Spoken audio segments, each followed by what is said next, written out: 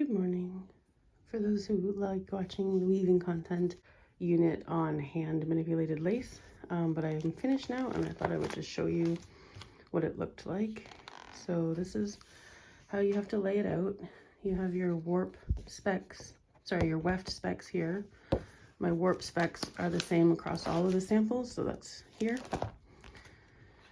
So you have your weft and a weft sample, and then your lace piece goes on a piece of black paper so that you can see all the different stitches. So this is a Leno lace sampler, and then this is my original design of the Leno lace, and this is Mexican lace.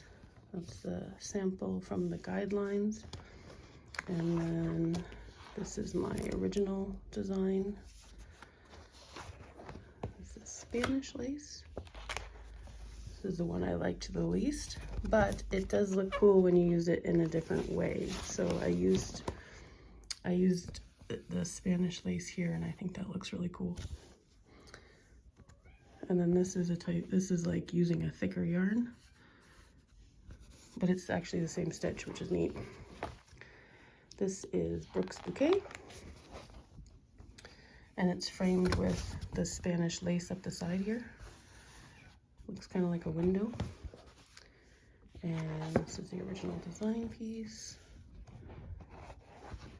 And then we have Danish medallion.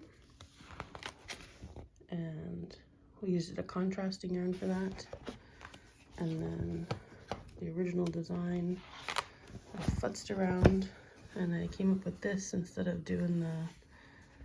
of going straight up and down, I went sideways and made like a cross hatching thing.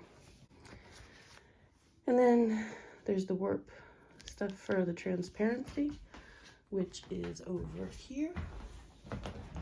So this is done as like a screen mesh that you can see through.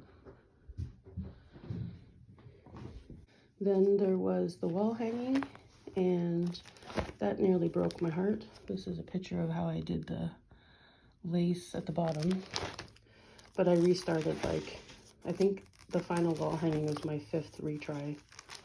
This is the final piece, and I'm very pleased with it. The bottom part here is hand woven lace that's like done as a lattice, and the rest is done on the loom.